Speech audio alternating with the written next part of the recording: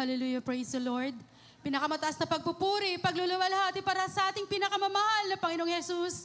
Dobling paggalang po sa ating beloved and Honorable Pastor Will Estrada Almeda, sa pag-alala sa turo at aral ng ating beloved Assistant Pastor Lina C. Almeda, sa lahat po ng mga beloved children, sa lahat po ng mga kapatiran, praise the Lord. Mga minamahal, ako po muli nagpapasalamat sa mahal na Panginoon dahil sa kanyang kahabagan, mga minamahal. Hallelujah, praise the Lord. Share ko po sa inyo mga minamahal nung bago po ako na-save sa mahal na Panginoon, napakagulo po ng aming buhay. Sadyang hindi ko alam kung anong gagawin ko dahil broken family nga po kami. Ngunit nung nakilala ko ang mahal na Panginoon, lahat ng mga problema ko, isa-isa po yan nilutas ng mahal na Panginoon. Hallelujah, praise the Lord. Tulad mga minamahal sa mga patotoo dito sa harapan, totoo po lahat mga minamahal na naririnig ko bilang baguhan na may mga himala ang mahal na pinaginagawa sa buhay nila once na member ka na po ng Jesus Miracle Crusade. Mga minamahal, yung galing po ako ng probinsya noon, pag-uwi ko ng Manila, kasi dati, di ba, wala pang pandemic. Ang babaan pa po ng bus noon, nasa bandang Muñoz, mga minamahal, taga Novaliches po ako. Sa Muñoz po ako bababa. So ang babaan dyan ay nasa bandang Meralco. Madaling araw na po yung uwi ko that time, mga minamahal. So mga mag-aalas 2 na po nung madaling araw yon. Pagbaba ko po sa bus, naisip ko na mag-taxi na lang papunta sa bahay. Kaya naglakad po ako ng konti sa may papuntang footbridge. Ngunit mga minamahal, meron po ako nasa lubong 3 lalaki po yan. Nag-aakbayan po sila, tapos biglang inikutan ako. Ako na po yung sinakal nung isang lalaki ng kanyang braso at ang isang lalaki po ay umikot sa likod ko dahil nga naka-backpack ako at naka-sling bag. Yung backpack ko sa likod, pinagsasaksak po ng isang lalaki, yung hold upper po, tapos yung isang lalaki naman, yung sling bag ko na sa harapan, ay kanyang hinahatak ng hinahatak. Sa pagkabigla ko, mga minamahal, hindi ko po alam kung anong gagawin ko dahil hindi din po ako makarebuke dahil yung sakal po sa akin, hindi po ako halos makahinga. Naisip ko ang mahal na Panginoon sa oras na kagipitan. Hallelujah, praise the Lord. Habang ginagawa nila sa akin yun, nakita ko po yung mga libang taxi driver. Pinapanood ako, tinitingnan ko sila, sana, sabi ko, tulungan nila ako. Malapit lang naman sila sa akin. Ngunit hindi nila ako tinulungan. Sabi ko, mahal na Panginoon, kabagan mo po ako. Nung kinakaladkad na nila ako, malapit na sa gitna ng kalsada, umabot na po sa kalsada talaga as in daanan ng buses. Naisip ko, mahal na Panginoon, patawarin mo po ako sa anumang mga kasalanan ko. Sabay po ako nag-rebuke in Jesus' name, hallelujah. Alam niyo mga minamahal, sabi ng mga hold-upper, pre, takbo na tayo. Alam niyo mga minamahal, dahil sa grabing kaladkad nila sa akin, ako po noon, nung pagkatapos ko mag-rebuke ay sabay hatak niya, sabay naman napadapa ako sa gitna ng kalsada. Dahil sa terribly po na lakas ng hold-upper, mga minamahal. Yung mga taxi drivers na nanonood sa akin, sila na lang po yung lumapit sa akin nung tumakbo na po yung mga hold-uppers. Sila po yung lumapit at nagpatayo po sa akin at isa-isa po nila dinampot yung mga gamit ko na nagkalat. Dahil nga sa pagkabagsak ko po, mga minamahal, sabi niya, ma'am, nasaan po yung yung sugat mo? Baka may sugat ka. Tapos kinapakapa ko po yung katawan ko. Sabi ko, kuya, wala po akong sugat. Hallelujah. Glory to God. Hallelujah. Tapos mga minamahal, sabi niya, may nawala po ba sa'yo? Tapos dalawa ko yung cellphone ko tsaka yung wallet ko. Tinignan ko, intact po lahat. Sabi ko, wala po nawala sa akin. Hallelujah. Praise the Lord. God. Hallelujah. Sadyang napakabuti ng mahal ng Panginoon. Yung first time ko maranasan yung hold-upper na yan. Tapos 3 pa sila. Isang hold-upper hindi mo kakayanan. Ngunit yung 3, yung pinagtulungan ka, hindi mo kaya. Mga minamahal ko, walang imposible sa mahal ng Panginoon. Hallelujah. There is Jesus. Thank you so much. Kaya sabi niya, umiiyak po ako that time kasi nanginginig po ako. Sabi, habang inaayos po nila yung gamit ko na nagkalat, sabi nila, ma'am, buti, Christian ka po pala, buti pinag-ingatan ka ng Panginoon mo, ang lakas mo sa Kanya. Sabi ko, bakit po? Sabi niya kasi kagabi, merong hinold up dito, yung babaeng dumaan, hinatak po yung shoulder bag niya. Naghahatakan sila ng hold-upper. Alam niyo ma'am, kakahatak nilang dalawa, ayaw bitawan nung babae. Kaya sinaksak yung liig niya, kaya nawalak yung liig niya. Sabi ko sa akin, hindi po yan paintulot ang mahal ng Panginoon dahil anak niya ako. Hallelujah. Hallelujah. Alam niyo mga minamahal, grabing claustrophobia po yung nangyari nun sa akin. Hallelujah. Sabi ko, mahal na tunay kang mapaghimala, mahal na kahit saan ako na nakikita mo ako, mahal na Panginoon. Hallelujah. At share ko rin po, mga minamahal sa inyo, yung isa ko pong pasalamatan sa mahal na Panginoon. Nung panahon na hindi ko rin po napag-ingatan yung sarili ko na lagi po akong puyat. Minsan lang nagwo-work po, tapos kahit na hindi nakatulog, sa magdamag naliligo hanggang sa nagkasakit po ako. Nagkaroon po ako ng bleeding, mga minamahal na dire-diretso po siya. Akala ko po regla lang po sana, napalakas lang ng blood na lumabas sa akin. Tapos hinintay ko naman siya na huminto. Ngunit umabot po siya ng napakatagal hanggang sa buo-buo na po na blood na lumalabas sa akin. Hinangihina na po ako. Hindi din po ako nagpa-check up kasi natatakot po ako malaman kung anong sakit ko. Naghihintay po ako ng kagalingan na sabi ko, ang mahal pa yun magpapagaling sa akin. Hanggang sa lumipas po ang ilang buwan. Kung wala po ako sa mahal na Panginoon, sa araw-araw, halos 1/4 na balde po na lumalabas sa akin na buo-buong dugo. Kung wala ako sa mahal na Panginoon, talagang patay na po ako. Ngunit ang mahal na Panginoon nandun nag-iingat. Hallelujah. Sabi ng isang kakilala ko, sabi niya, bakit ayaw mo magpa-check up? Tingnan mo lang naman, di ba, hindi kayo nagtitake ng gamot. Sabi ko, hindi. Sabi niya, magpa-check up ka lang para malaman ko ano yung sakit mo. Tapos nagpa-check up nga po ako, mga minamahal. Nakita ko po sa findings, mga minamahal, meron po akong 4 na myoma. At meron po akong, yung lining ng uterus ko, namipis po siya. At saka marami pong blood clots sa loob. Kaya nagkukos po siya ng bleeding. Sabi ng doktor nga po, yun nga po, magpa-confine po ako dahil sasalinan nga po ako ng 2 bag na dugo. Hindi po ako mga minamahal. Sabi ko, mag-CR lang po ako. Hanggang sa umuwi na po ako sa bahay. Sabi ko, ang mahal na Panginoon, magpapagaling sa akin. Hallelujah. Lumipas po yung mga ilang buwan.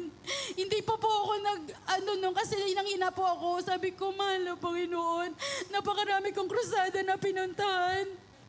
Lahat sila pinapagaling mo. Lahat kahit may taning na nga, may cancer. Wala lang kagalingan kasi sila pinapagaling mo. Ako, anak mo rin, di ba? Magalingin mo rin ako. Mahal na Panginoon. Hanggang natili ako na nampalataya sa mahal na Panginoon. Nung hindi na ako makalakad, sobrang hinang-hina na, sabi ko, baka kukunin na ako ng mahal na Panginoon. Pati yung paghinga ko, hindi ko na kayang, inahabol-habol ko na yung paghinga ko. Sa araw ng Sunday yun, sabi ko, na-miss ko na yung banal na gawain. Magsuot ako ng uniform. Ako, kung doon ako kukunin ang mahal na Panginoon, kung kalooban niya, okay lang, at sa gawain niya ako. Hallelujah. Nung panahon na yun, mga minamahal, palabas ako ng bahay at after na magbihis, hindi na ako makahakbang. Napakahirap pumakbang papuntang gate.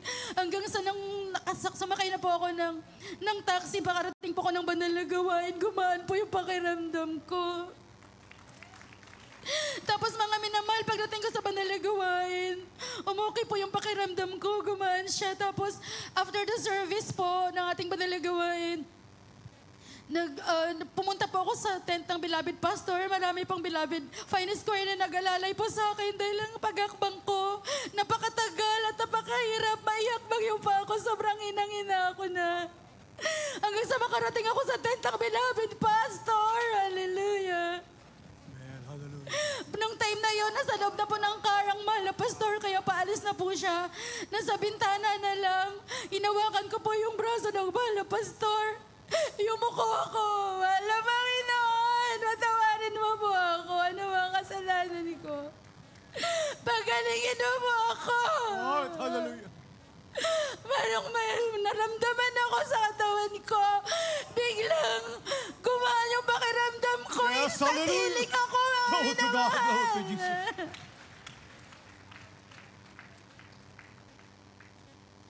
Sa pangunang dalangin ng wala pastor, ako'y pinagaling kaagad ng wala Lord, oh, glory to God.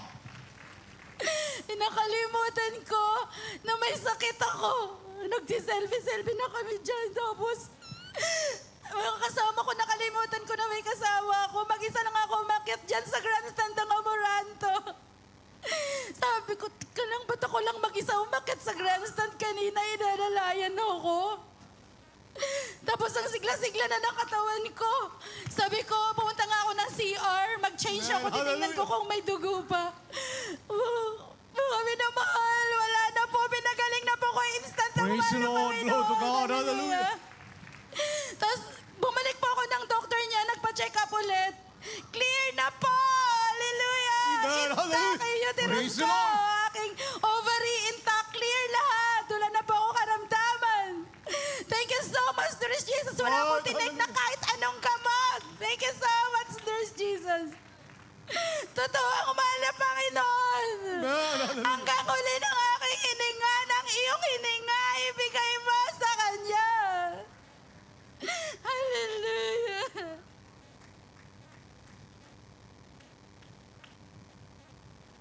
Share ko sa inyo din mga minamahal. Ganong mga nakaraang buwan, latest lang din naman po itong patutuo ko. Paalis po kami ng beloved husband ko sa bahay kasi may pupuntahan kaming importante. Nakalimutan ko po yung helmet sa loob. Kaya bumalik po ako. Sabi ko, ay, wait lang po. Ako na lang din magsara ng pinto. Hindi ko sinasadya, kakamadali ko. Yung kamay ko naiwan lang pala nakahawak sa pinto. Tapos napakalakas ng impact na pagsara ko.